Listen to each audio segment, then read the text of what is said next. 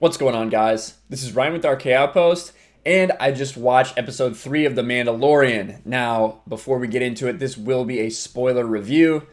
And also, full disclosure, this should have come out much earlier in the day, but I have had a pretty crazy 2 days, and I will be completely honest, the first time I watched it, I fell asleep. As soon as I basically laid back on the couch to watch it, I probably should have stayed sitting up. So that's why it's coming out a little later than it should. But my initial reaction, you guys have seen I've had some pretty big issues with the first couple episodes. I still thought that they were good, especially episode 1. This one, this episode's really good. There's not a lot for me to sit here and pick apart, to be honest with you. Listen, I still have a problem with Baby Yoda, the Baby Yoda species. I don't like it. I don't like the fact they're bringing this in, but at this point, I kind of have to move forward with it and just accept it. I still have an issue with it, but I'm not going to complain about it over and over again because it's just until we see him do something else, use the Force in a different way, or something like that, I can't really comment too more. He's just kind of existing. He's just a MacGuffin. He's just a plot device at this point, so that's what he is. But as far as what happened in this episode, we see the Mandalorian returning to the planet. He gets a message from Carl Weathers' character, whose name is Grief Karga, who says, hey, basically just go straight to the people who booked this bounty and turn in the kid. So he goes there. Again, this is a highly visual and very... Everything the Mandalorian does is very, direct. He's very slow when he walks. Things like that. So not a whole lot of verbal cues as he's walking in, but you can see it. He's protective of the kid. He doesn't exactly seem like he regrets it necessarily, but he's clearly concerned about what's going to happen to the Baby Yoda species. He walks in, turns it in, basically gets given this huge pile of Beskar. And, before he grabs it, he does ask, what are you going to do with the kid? And the person who booked the bounty, the Imperial, says, that's not like you. What are you taught? You're not supposed to ask that. That's not part of the guild's thing. You aren't supposed to worry about where it's going. I just gave you tons of money. Get out of here. Mandalorian takes it and leaves. Goes immediately to the Mandalorian, I think they call it the covert. Covert is just something that's, covert operations, beneath, you not supposed to see it. It's supposed to be a secret. I think that's what they called it, the covert. I could be wrong, but that's just what I thought I heard. And he goes there. There's a bunch more Mandalorians there this time, in addition to the blacksmith. They talk a little bit. They get upset at the Mandalorian that he's working with the Empire because they took away everything, that this Beskar was from the Great Purge. And we're really upset that you're working with the Empire, even though you brought back all this Beskar. Which didn't make a whole lot of sense to me. Evidently, they've been in hiding from the Empire, which it's not the Mandalorians I would expect, but it's not expanded universe Mandalorians. It's Disney canon Mandalorians, so that's what they're doing. And they have a little tussle, but in the end, the blacksmith, who's clearly the leader, I'm really interested to figure out who she is.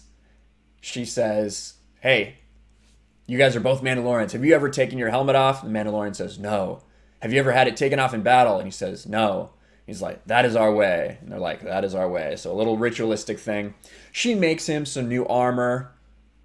He gets fully decked out in Beskar armor now. And she also makes him these things called whistling birds, which she says they're really powerful. It's a special weapon, but use it sparingly. And there's a point when he's getting his armor made again that we see this flashback sequence to what happened to him, assumingly on Life Day, where there's a bunch of attacks. What we assume are his parents taking him. They hide him, and it seems like something bad then happens.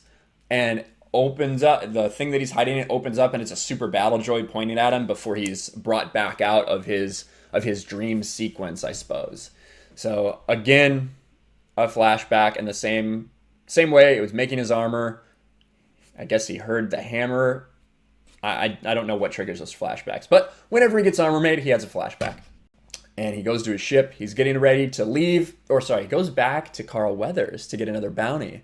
Carl Weathers is happy as a clam because his boy, the Mandalorian, just got back and just turned in this huge bounty and made him a lot of money too. Shows he got some Beskar out of it as well.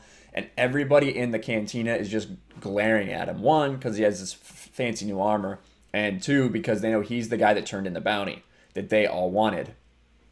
And he goes, and he was upset because multiple fobs got handed out, for one. And he goes to Carl Weathers and said, how many people had a fob? How many people were on this bounty? And Carl Weathers says, everybody here. Like, meaning everybody in the cantina. That's why they're all glaring at him. So after I got done recording, I thought about this. And back to that part in the cantina where he says, everybody has a fob. So when we first saw, and I had to go back to episode 1 to remember this, but when we first saw him get this bounty, it was a very special thing. They made it out to seem like a very special thing. He had to go meet face to face. He got a down payment before he even asked for anything like that. He got a down payment of that block of Beskar. Why did that happen? If so many people are getting fobs, did they give something to each one of these people? Does each one of those people get a block of Beskar? Was it only the Mandalorian because he thought he was highly skilled? Like, I don't understand why he gave him that if he didn't give it to everyone else. So just something that took me a second, but when I realized that there was like 50 bounty hunters have fobs, did they all get, down payments like the Mandalorian did, or was that special just for him? I don't know, but just rang a bell in my head when I started talking about that. But he wants his next job. He gives him the next job. He goes off. He walks back to his ship. He's about to leave. And then the Mandalorian, oh, how unexpected. We all kind of saw this coming. The Mandalorian, the tough Mandalorian, has a change of heart. And he puts his ship back down and he goes back. You can see him spotting. He's like trying to plan away, and he breaks in to try to rescue the Baby Yoda species. This is the best part of the episode in my mind. In this part of the episode, he is like infiltrating. He's infiltrating this little Imperial compound, and he's sneaking behind people, taking him out, using all the weapons at his disposal, using the whip cord, whipping people and stabbing them in the back. Really, really things that I wanted to see. I want to see the Mandalorian use his skills, be brutal like that. I thought it was really well done. They give it there's some really cool shots. Like, there's one point where he sneaks up behind 2 stormtroopers and blasts them both, and then, ducks out as more stormtroopers are coming in. And you can see a shot from below, really well shot, of this stormtrooper whose armor is still smoking from the blasters as more stormtroopers are running in. Just, really well done. And it was directed by Deborah Chow, which I'll talk about at the end why I think that's a good thing for Disney Plus going forward.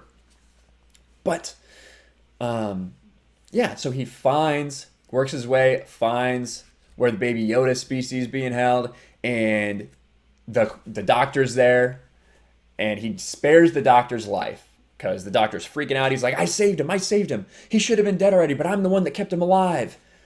And they had a little thing where they wanted to extract something from him. Like we said, we've had a lot of theories about this being a clone, or maybe being used to clone others. Definitely seems highly likely. We don't get any confirmation of this in this episode.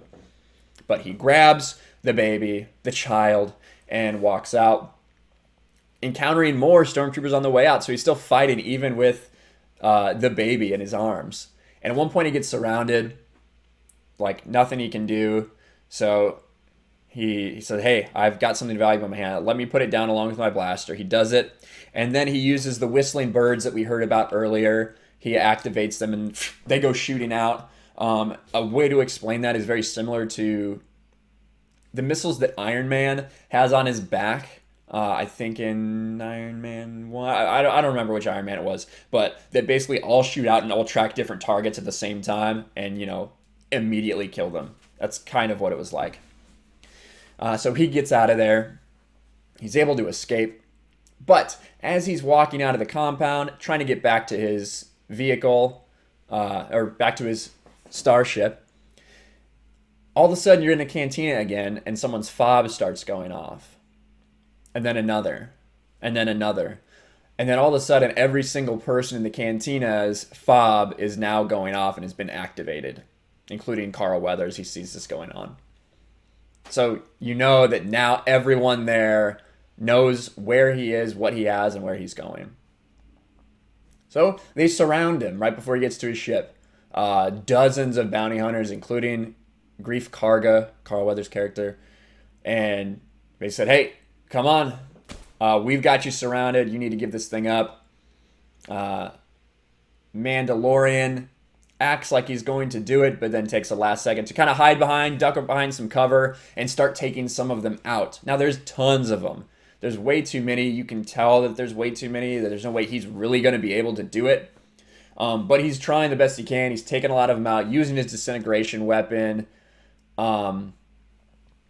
using his flamethrower, using everything at his disposal to stay alive, get that child back to the ship. And he eventually gets surrounded, right? He takes a ton of them out, but he's about to get taken out. There's people behind him grabbing his legs, and he's pretty much done. He's looking at the child like, all right, well, this is as far as I go. I don't know what to do from here. It's kind of what it seemed like. And then you see from above a strike, and one of the other bounty hunters go down. And all of a sudden, you see bunch, I don't know how many, 10, 20 Mandalorians who he was talking to earlier come and rescue him. They all have jetpacks, and I'll talk a little about jetpacks later. They all have jetpacks, and they come down, they save the day. One of the things that was really cool about it was they were all differently armored. They looked different, they had different equipment, which was cool. Something that we didn't necessarily see in the Clone Wars and Rebels. A lot of times they all looked exactly like whatever house they belonged to. They all wore the same thing, which isn't super Mandalorian, I'll be honest. From what we know of Mandalorians in this, I know we had no source material, but in the expanded universe, not necessarily what we know of Mandalorians are very unique. Even though they do sometimes keep the same colors of their clan, the way that their armor is set up is typically very unique. They come down, they save the day. The Mandalorian that he had a big issue with earlier, that he had a little tussle with, is one of the guys who comes and helps him. He's got a huge freaking minigun. And he's like, hey, get to the ship, we'll hold him off. And he's like, we're going to have to move the covert now. We can't stay here anymore. And Mandalorian, or the one that saves him, says, this is the way. He says, this is the way. So he runs back. He runs back to the ship, but Grief Karga has held out in his cargo bay. He hid there.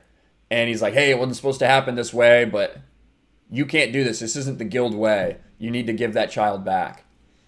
And he's in his ship, right?